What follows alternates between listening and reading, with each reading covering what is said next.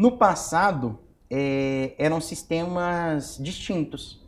Então, às vezes, o órgão que colocava a câmera lá em Foz do Iguaçu era a Receita Federal. E aí, aqui, quem tinha uma câmera era a concessionária de rodovia, aqui na Presidente Dutra. Então, o que acontecia? A informação, o dado estava lá, mas ele não estava integrado. Hoje, existem acordos de cooperação aonde essas diversas instituições, esses diversos órgãos trocam informações. Existem bancos de dados centralizados a partir dos quais você consegue chegar a algumas análises que antes não era possível, se não tivesse essa integração. Entendi. Só que, uma coisa interessante, do mesmo jeito que a polícia, o setor de segurança pública estão ali tentando evoluir, a criminalidade também tá evoluindo. Então, hoje, o bandido, muitas vezes, ele anda com 5 placas diferentes no carro. E aí ele anda 100 metros, 100 quilômetros, troca de placa. Anda mais 100 quilômetros, troca de placa. Tem um veículo que saiu de Foz do Iguaçu, aí ele chegou em Cascavel. Depois, ele some. Aí ele aparece no interior de São Paulo. Aí depois ele some. E aí ele já aparece já lá na divisa, lá em Resende, na divisa com São Paulo-Rio. Por quê? Porque é uma briga de gato e rato. Cada um vai usando das armas que tem. E aí a gente, né, que está na área de tecnologia, identifica essa situação e, opa, como que eu posso identificar esse veículo? Não mais exclusivamente pela placa. Então a gente vai correndo com alguns remédios para essas dores, né, para esses problemas que a gente se depara no dia a dia. E, Fábio, me diz uma coisa, esses radares que nós tínhamos aqui na cidade de São Paulo, que tiravam uma foto e mostrava que a pessoa estava no telefone, que a pessoa estava fazendo um retorno proibido, eles eram acoplados com câmeras de segurança? Então, antigamente, o que acontecia?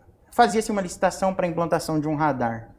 E lá falava todas as obrigações que a contratada tinha. Então, basicamente, era pegar e enviar para o órgão autuador, vamos supor, aqui em São Paulo, para ter a lista de todo mundo que passou acima da velocidade. Então, a empresa que ganhou essa licitação ia fazer estritamente isso. Aí o pessoal falou, pô, mas eu acho que eu poderia agregar novas funcionalidades àquele radar. Então, agora eu não quero só a foto de todo mundo que passou acima da velocidade. Agora eu quero a foto de todos os veículos que passaram por aquele dispositivo. Quem passou acima da velocidade, eu vou autuar. Quem passou só pelo radar, eu vou mandar para um sistema de Big Data e lá eu vou utilizar essa informação para a segurança pública. Então, os equipamentos passaram a se prestar a fazer mais de uma coisa.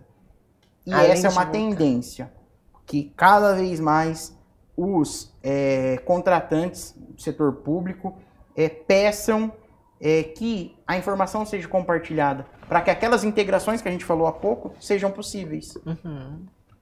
E me diz uma coisa, essa parte de privacidade, porque aconteceu de um deputado, né, que nós não vamos citar o nome, mas para o pessoal entender, foi fotografado em alta velocidade e eles descobriram, né, que ele estava com a amante.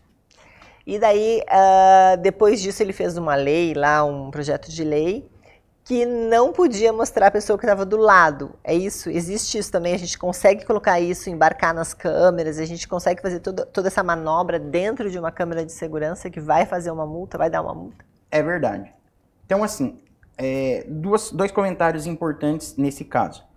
A maior parte dos radares, falando especificamente de fiscalização de velocidade, estejam eles nas áreas urbanas ou rodoviárias, eles fotografam a placa traseira, né? Por quê? Para justamente conseguir pegar motociclista. As motocicletas têm um alto índice de cometimento de infração. E se não tiver o enquadramento da traseira, eu não consigo fazer a notificação para ele. Não consigo imputar uma multa para ele. Então, a maior parte dos radares são traseiros. Nos que eventualmente fazem a reconhecimento da imagem pela frente do veículo, hoje é obrigado colocar um quadrante que desfoca o conteúdo do veículo. Você não sabe quem que estava lá dentro. Se tinha uma, duas ou três pessoas. Era loira, morena, cabeludo, careca. Então hoje Quase nunca você vai receber uma multa na sua casa que aparece a imagem do seu para-brisa, né? E sim vai ser sempre da parte traseira do veículo. E eventualmente, se for um radar móvel, por exemplo, ele vai vir com a imagem desfocada. É a exigência que está lá no contrato da prestadora de serviço. Então a privacidade está preservada, né? Exatamente. Isso é muito importante. A questão da LGPD aí introduziu grandes discussões acerca do elemento privacidade. Então, como eu te falei, a gente viu a questão de rastrear o percurso que um determinado veículo faz. Então, hoje, a LGPD tem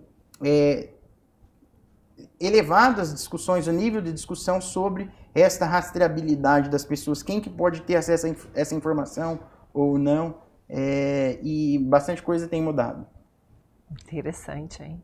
Extremamente atualizado, né? E vai agregando valor na nossa vida, porque realmente é uma invasão de privacidade se a pessoa está dirigindo em alta velocidade com a amante ou com a esposa. Né? Não é problema nosso, né, Fábio? Não cabe a nós julgar o que o cidadão faz. A gente só tem que ver se ele não está representando um perigo para os demais condutores na rodovia, se ele está respeitando as regras. A gente pode não concordar com a regra, mas a gente tem que cumprir. É o que diz o jogo, a democracia. É isso, faz parte do jogo. Fábio, o que é LPR? A LPR. Então a gente falou de reconhecimento de placas. LPR é uma sigla em inglês que é uma abreviação de License Plate Recognition. Então, em alguns mercados se usa a terminologia LPR, outras ANPR, outras LAP, que é leitura automática de placas, outras OCR, que é um pouco mais amplo, né? Que é Optical Character Recognition, e aí você pode usar para várias coisas, inclusive para fazer a leitura de uma placa, mas é muito comum a gente ver essa terminologia LPR no setor de segurança. E a gente consegue colocar essa tecnologia para, por exemplo, cuidar dos carros que entram num condomínio? Sim. Utilizada para isso? Sim. Então, hoje, a gente... Mas funciona, Fábio? Conta pra gente. Funciona. Fala a verdade, né, gente? A gente quer saber a verdade, não só o que diz nos livros, porque isso que é importante. Eu posso contratar esse serviço, por exemplo, para abrir o portão de um condomínio lá que tem 500 pessoas, 400 pessoas que vivem? Sim. E como a gente falou, a gente pode utilizar para um condomínio. O nosso tema da nossa discussão, a gente está falando de insegurança. E aí a gente tem que ver quais são as vantagens e desvantagens de se utilizar, por exemplo, a identificação de placas para ter acesso a uma área restrita. Então, por exemplo, eu acho que é sensacional usar o LPR para você acessar uma área como a de um condomínio, mas no sistema de eclusa. Então, você chegou, ele leu a placa, ele deixa entrar. Beleza. Por quê? E retém você na eclusa. E aí você, com identificação facial, comprova que de fato é um morador. É você, não é outra pessoa que está lá dentro.